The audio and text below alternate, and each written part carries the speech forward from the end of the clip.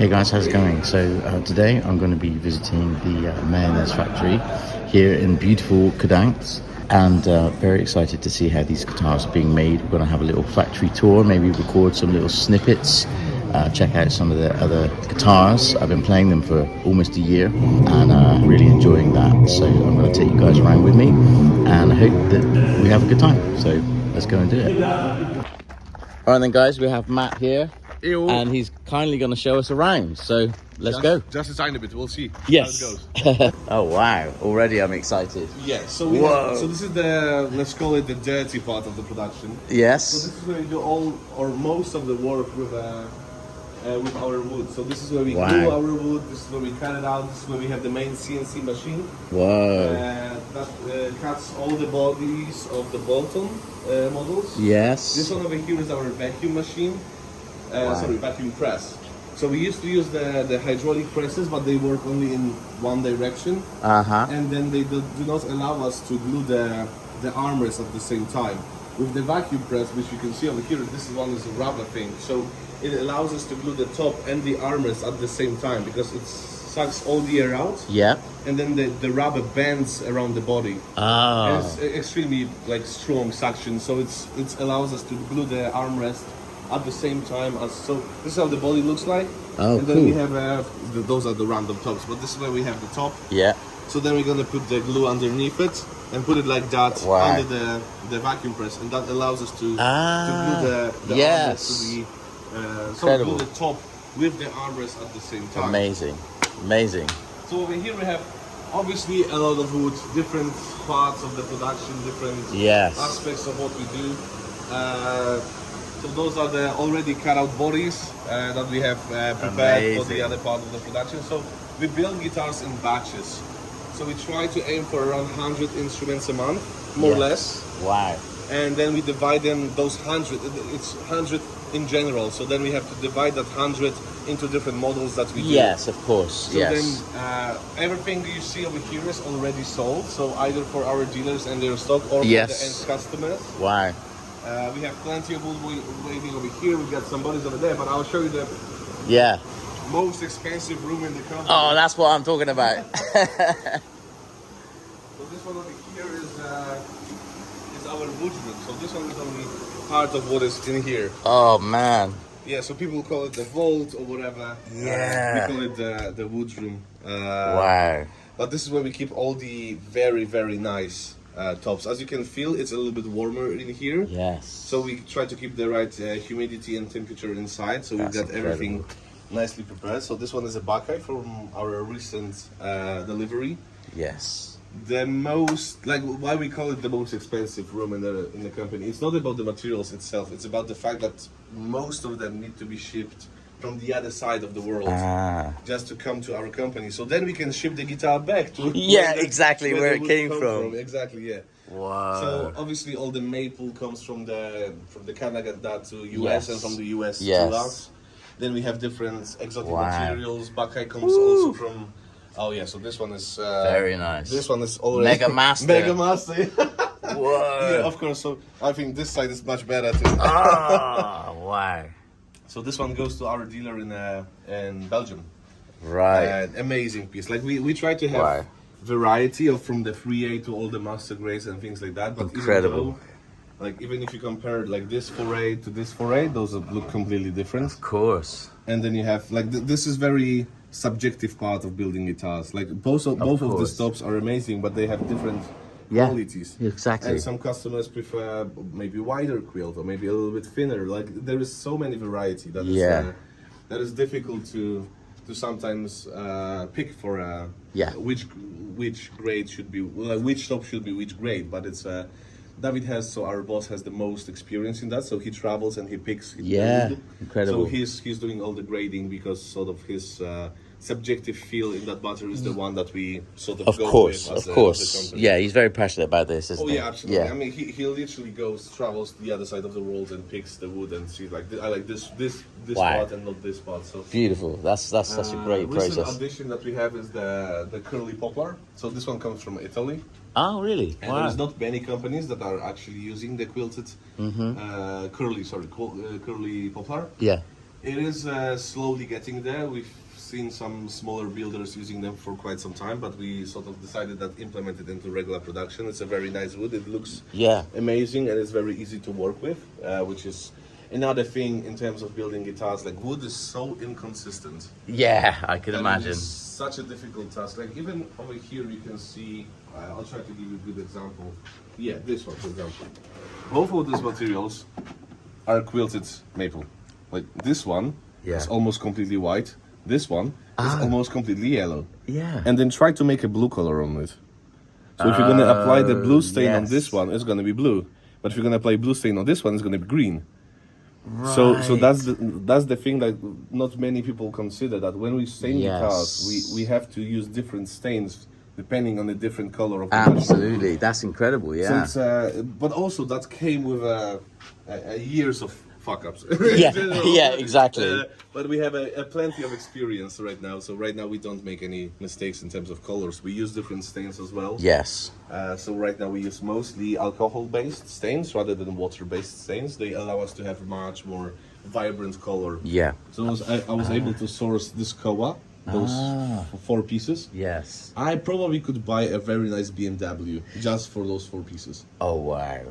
The koa is an endangered species, so you cannot cut it. I see. So they only wait for a hurricane or a landslide or whatever, and then they can, because this grow only in Hawaii. Really? Like only there. So, and the fact that it's endangered species also brings the rarity even higher. And then finding this grade, like this lovely flame, is almost impossible. Wow. So I had a friend in the US. He reached out to me and he's like, "I've got this really nice coat. Would you like some?" I was like, "Yes, please." I'm gonna take all of it. Wow. And don't get me wrong, it is stupidly expensive. Stupidly expensive material. Wow. But this is like the vault of the vaults. We keep it there and we just waiting for the right day. Exactly. The right time.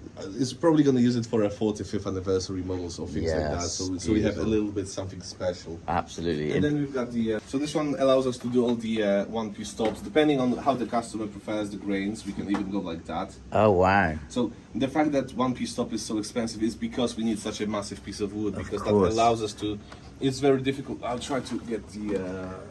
this one, the smelly one. Yeah, that's the one. It's going to remind you of the wedding. Yeah.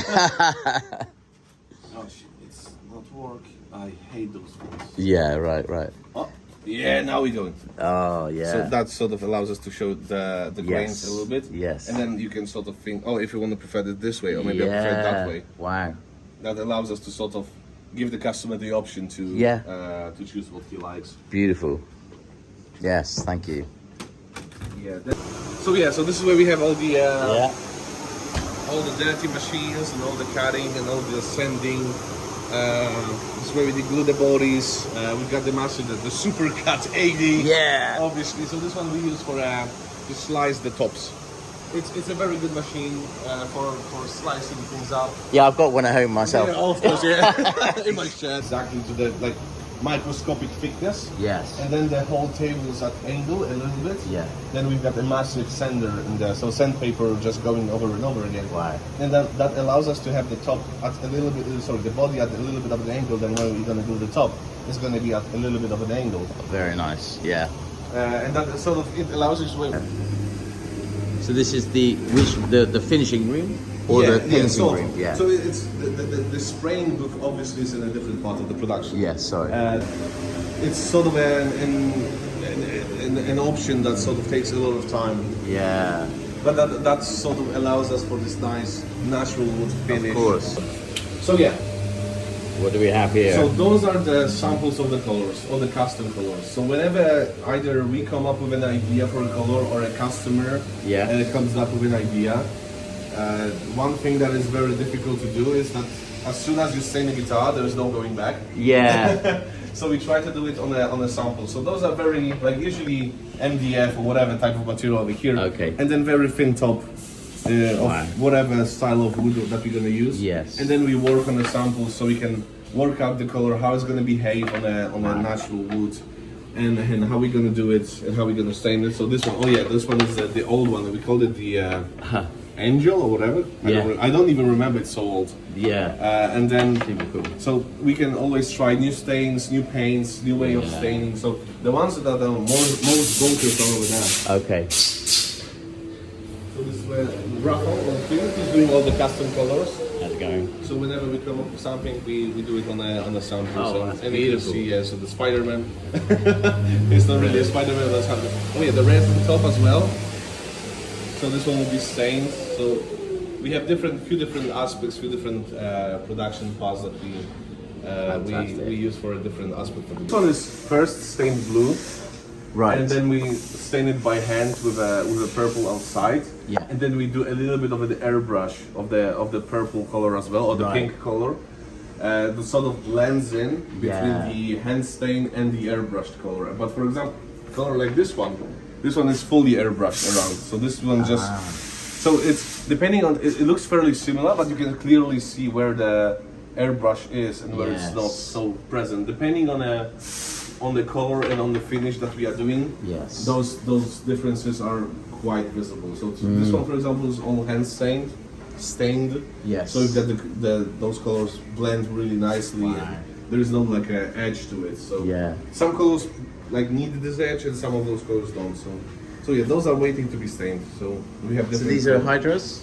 No, no, Duvels. Those are Duvels, and then maybe here, not also Duvels. Duvels. So it's probably this is the batch of the Duvels. Yeah. That's waiting to be stained. And this one over here is Bass? the Bahamas. Hey. As the name suggests, this is where you come in and chill out. Yeah. Yeah, but overall, this is where the guitars are waiting for a different aspect of the production. Wow. We have Incredible. guitars already lacquered, waiting to be polished. We have guitars that are waiting to be lacquered. Wow. We have guitars that are waiting to be stained. So every single, how to say it, not table, but every single shelf is different production batch. And then you can clearly see that on the different stages of the production, from not stained to stained, to first layer of lacquer to the second layer of lacquer, Incredible. to the ones that are waiting to be sanded down, to the ones that are waiting to be polished. So everything goes in the batches and this is where we have all the guitars waiting on the different aspect of the stain. So this one waiting for it to be stained in general. So you can see this, everything is divided into these parts. So our team is also easier to come in and say, okay, I need to do those today, I need to do these next week, and these in the next 2 weeks or something like that. You know, the thing is, for you, you're used to this, but I'm sat here and I'm saying to myself, I have never seen so many guitars in my life. I mean, it is like Christmas. Trust me. It's heaven. Let's just change the word here. This is just insane. Like, to see, it's kind of overwhelming in a way, because it's just like, whoa. You know what's the most difficult part? I'm a guitarist myself. I used to gig a lot. Right now I'm more of a retired musician because I work in a Mayones Guitars. But whenever I come here, I'm just like, oh, I have so many custom ideas for my guitars. Of course. And then you have to make, for example, one, and you have no idea what to do because you have so many options. It's amazing. It's so difficult. But wow. This Hydra here looks like it has like, is that the same? That looks like a deeper. It's a multi-scale, So it's going to be a fan fret version. So that's why the cutout is deeper. So the bridge itself is also angled. Interesting. Yeah, because it straight away it caught my eye. It's a different cut. Like this one, for example, this one is the Sophia tremolo, so you can clearly see how much of a different shape it is. But I like it. It's interesting because obviously I have these ones. This looks like a 7 as well. Yes, that's exactly what it is. Yeah, very nice. So we have difference. So unfinished, just pure CNC. Yeah, then there is this one, which is after the bit of the CNC and the edge. Nice. And then everything is being done by hand. And then we're gonna grab this one and feel how smooth that is. Oh. Yeah. That's very fine. Yep. That's what I'm used to. That beautiful. Yeah, it's like completely smooth. Soft like a rabbit skirt. Yeah, every single edge is softened out, every single piece of guitar.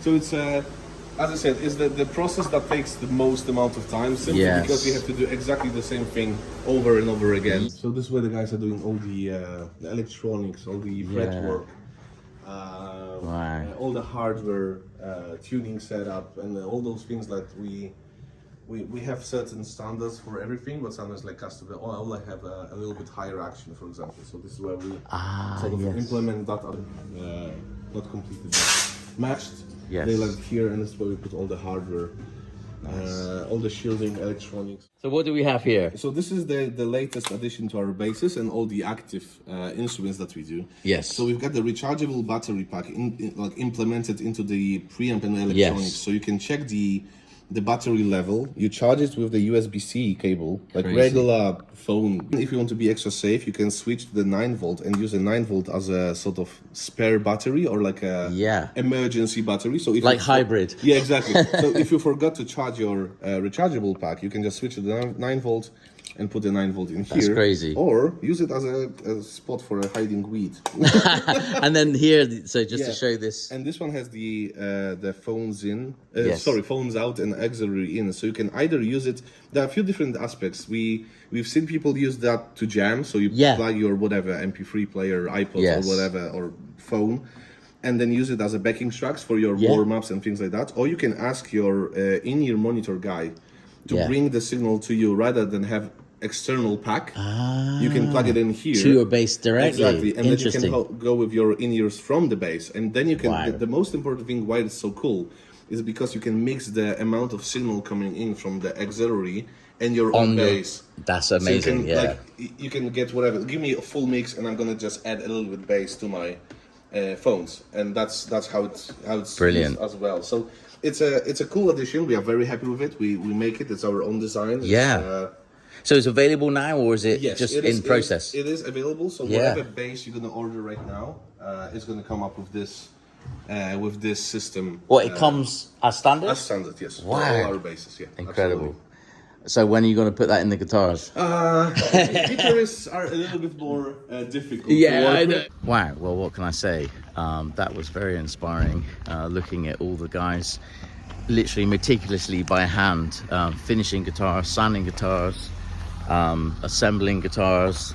That's wow, incredible quality and dedication by these guys. So kind of no wonder why every guitar feels that I've ever played of Mayones just feels awesome. The love that goes into them is quite something. So I think now we're going to go off and do some tests for their pickups and play through a bunch of guitars. So let's go and see what's going to happen.